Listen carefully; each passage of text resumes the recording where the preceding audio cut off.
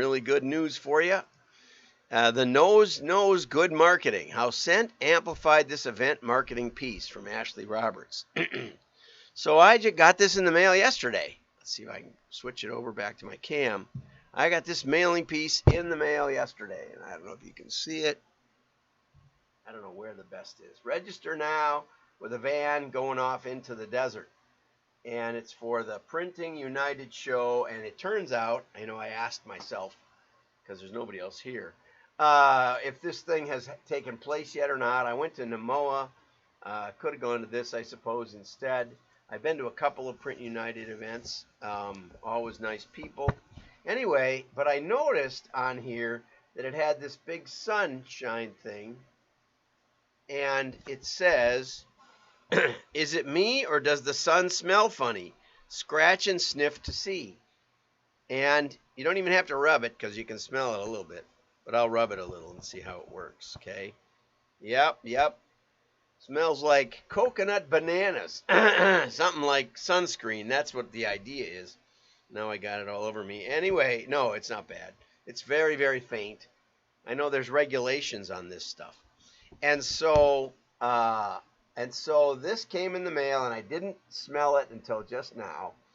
Can't smell it from the back. And it basically has information not about the print show, but about the printer was Anro from Pennsylvania, printed on a Heidelberg Speedmaster SM102, and using ScentSphere Rub and Smell UV offset varnish. And so the article goes on to say that this ScentSphere stuff is encapsulated scent technology. You can put all kinds of different smells on it, but it basically is designed to run on any print platform, and that's the part that's pretty interesting to me. It says you can do it with any varnish equipment. I wish it would have been nice, it would have been fun if they could also do a spot varnish on like the van or something, just to make this pop a little bit more. Everything looks unvarnished, even though the encapsulated smell is varnished. And there's also a mention on the back that this can raise response by as much as 50%. I always shake my head at those statistics because, the layout, the question I have always, this is my question for Brad, who's doing the QR code technology, which is over here, is, and here's the mug that Brad sent me. Thank you, Brad. Use it if anybody sends me a mug, But also, I'd love it if you were a corporate member, because I do talk you up a lot. It says that this piece may qualify for a 4% discount, and if you print more than 200,000 of a piece, which we used to do all the time, then that 4% pretty much more than pays for the whole thing. In fact, you actually, get a little bit of savings compared to the cost of the spot varnish, which is interesting. I think it's interesting. Talk about printing here. And so if you want more information, there's a guy here this is a long article from Ashley Roberts. Let's see. And it talks about the boost. And Mark Bernstein, here's the guy's name. He's the president of ScentSphere. And if you're a printer, you probably heard about this. I did call Mary England at Amadon Graphics up in St. Paul and ask her about scent printing a couple of weeks ago. And she said there's some kinds that they're having trouble sourcing, but there's other kinds that were available. And she mentioned that the scratch and sniff was still a kind that they could do.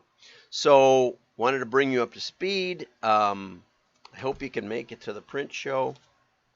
And thank you for putting me on your mailing list. Okay. Sticker shock. Direct-to-consumer marketing, omnichannel pivots are pricey. So this is about people who have been in retail and are pivoting to direct-to-consumer. I did a project long ago with Chicago Cutlery, and actually owned by General Housewares, who had a line like Calphalon. I can never remember the name of their line, but it's that heavy industrial or professional cookware. They also made the kind of ceramic like tin cup stuff you'd see on westerns and around the campfire. That kind of cookery. And a few other lines, but Chicago Cutlery is probably their most famous. And they were stamping the 800 number on the bottoms of the pans that they sold, just for more information. It really didn't say that you could buy online, but you could. And they were doing it seems to me they were doing about $100,000 a month just from that 800 number being stamped on some of the merchandise. And no retailers were complaining, but they wanted to accelerate that. They wanted to look like the Chef's Catalog or Williams-Sonoma or something like that. And so I ran all the numbers, and I figured out a way that they could be a profitable $5 million business, which was a five-fold, 500% increase over what they were doing. And when I presented it, they were very disappointed. I did it so that they would be break even or profitable the whole way. And so that slows down the growth. What I didn't understand was, what their real need was. And this is one of my great regrets in consulting. I showed them how they could be profitable and self-funded, but they were more upset because they told me that companies like Kmart and Walmart and Kohl's and those kind of companies, and I think at the time they'd just been ripped off by Kmart, who declared bankruptcy. And they said what they do is they declare bankruptcy and talk about how terrible it is, and then a judge says, okay, you can just pay 10 cents on the dollar to every invoice. And he said in many cases we ship it to them and they don't owe us money until after it sells. So essentially they have our merchandise that they haven't paid for, and all of a sudden, instead of paying us what they owe, they pay us 1/10 of that. Basically, they steal our inventory and just say sorry. Sorry, the judge says we can do this. Okay, so, and it happens every 5 or 10 years, they said. Some big or they said or the buyer changes and all of Kohl's says, we don't want to do Chicago Cutlery. We want something that looks a little more elegant. We'll do Henkel's, or we'll do the chef's master such and such that looks a lot like it but isn't made as well. I have a couple of Chicago Cutlery. They really do hold an edge well. It's not the stainless that keeps so clean and everything like that, but stainless doesn't hold an edge like carbon steel. And so the Chicago Cutlery were real carbon steel, and they you sharpen them. They're easy to sharpen and they hold a really, really good edge. But they're not as pretty as some of the other brands. They're not that expensive. Anyway, so when I showed them my presentation, they said, oh, that's great, but that wouldn't replace one retailer if they get mad at us for doing this. We even worked out a system where something based off Sears. Sears used to give 10% of the retail sales, something like that, back to the store that was the closest to where the buyer was buying from. So if you bought from the Sears catalog and you spent $100, $10 went to the store that was nearest you. And the stores loved it because it was like free money. They made more on that deal than they made on the net profit of their stores. And so they just loved it. It was always like print more, send out more catalogs. Because they didn't have to pay for the catalogs. There was no risk to them. And one day, the accounting team at Sears said, this $5 billion business, this $5 billion catalog business, is losing money like crazy. Well, they weren't losing 10%. It was just going into a different pocket, actually, more precisely. But instead of figuring it out, they just shut the thing down. 800 people were fired in one day. And easily we could have taken a $5 billion company and found the good buyers, used a little lifetime value and RFM and even more precise modeling, and we could have made it into a very profitable $4 billion or $3 billion business, but they just decided to shut it all down. So anyway, watch out for the accountants. Anyway, so Chicago Cutlery really wanted to be a $50 million business or something like that was spinning off $10 million in profit, so that they could weather storms of the retailers. And that's one of the principles. If you're going to go direct to consumer, Nike experimented with that by going into Amazon first, and then they decided to shut off Amazon and go with their own website. But they went in a big way. You got to go in a big way, because whether you go big or you go small, I worked with Mercury Outboard, and they wanted to sell jackets and hats with Mercury on them, and they wanted to do, just fun stuff, and have a more like a Mercury Outboard Club. It's a very, very strong brand, and we worked out a plan where the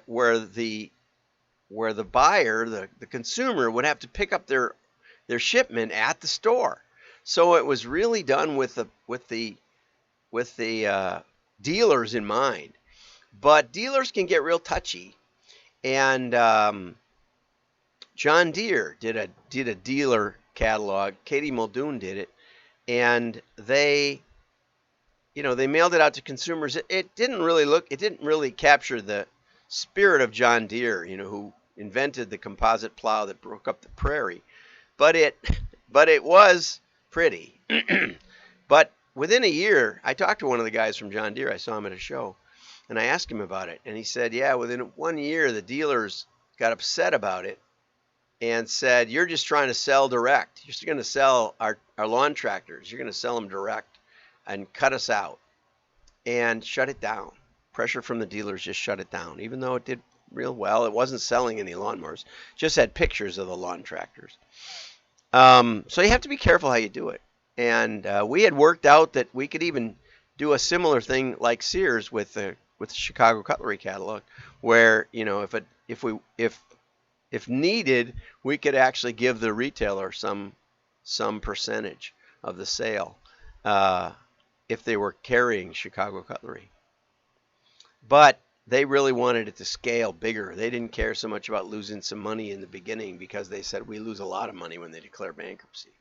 So that was their context. It's always important to understand the context of what's going on. So anyway, this article explains that it's getting real expensive in digital media. And so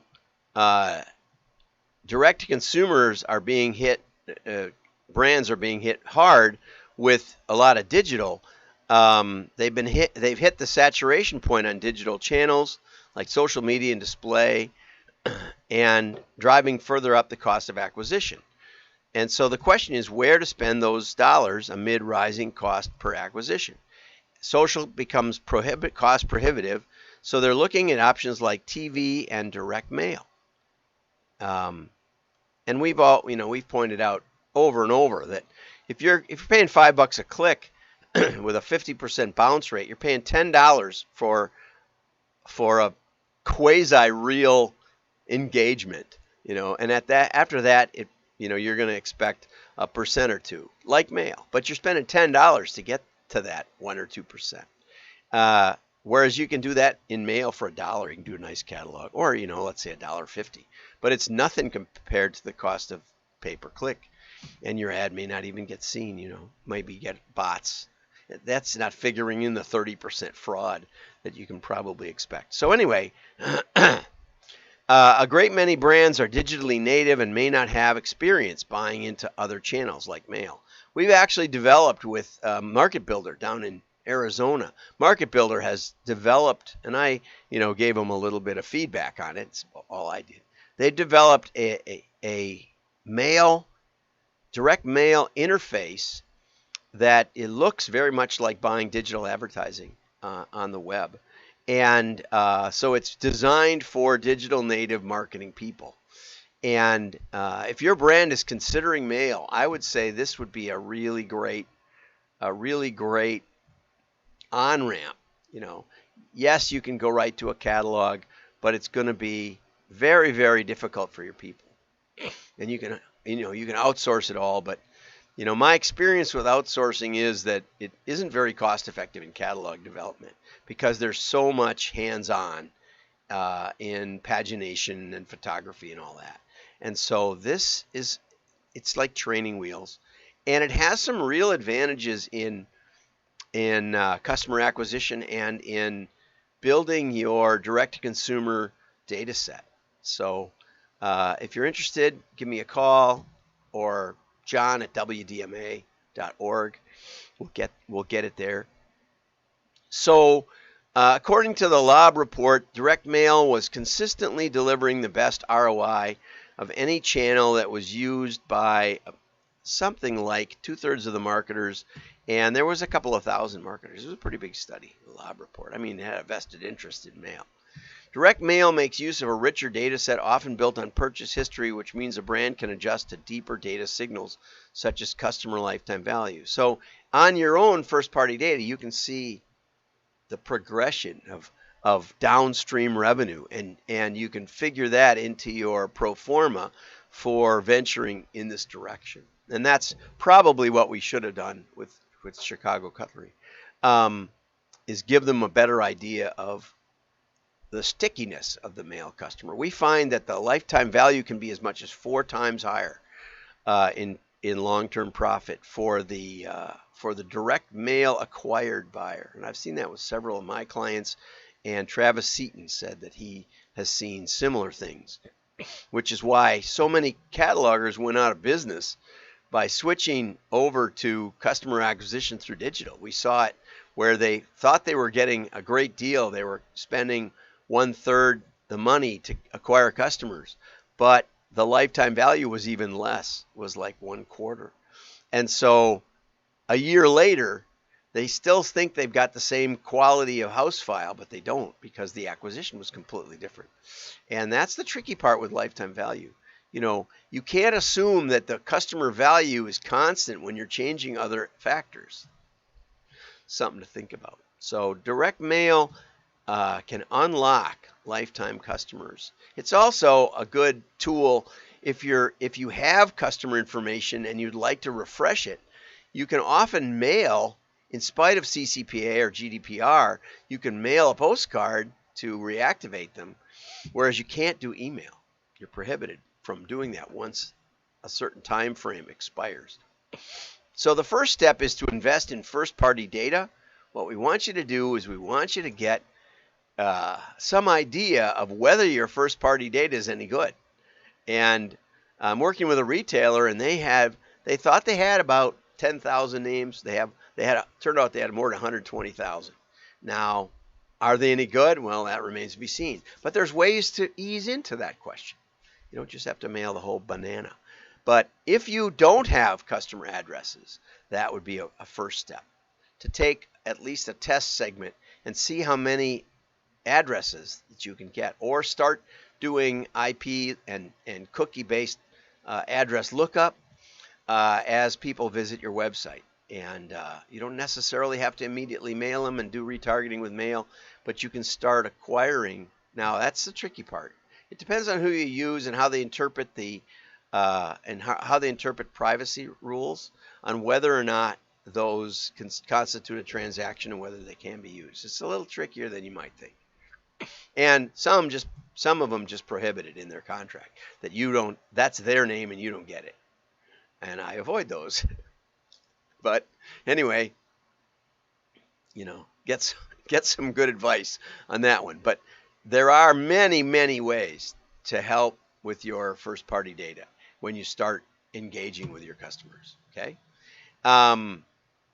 Boards want to hear more on topics like lifetime value and data activation, and the drive to retention and acquisition is more important in a cohesive omni-channel, especially if the new customer acquisition is softening dramatically.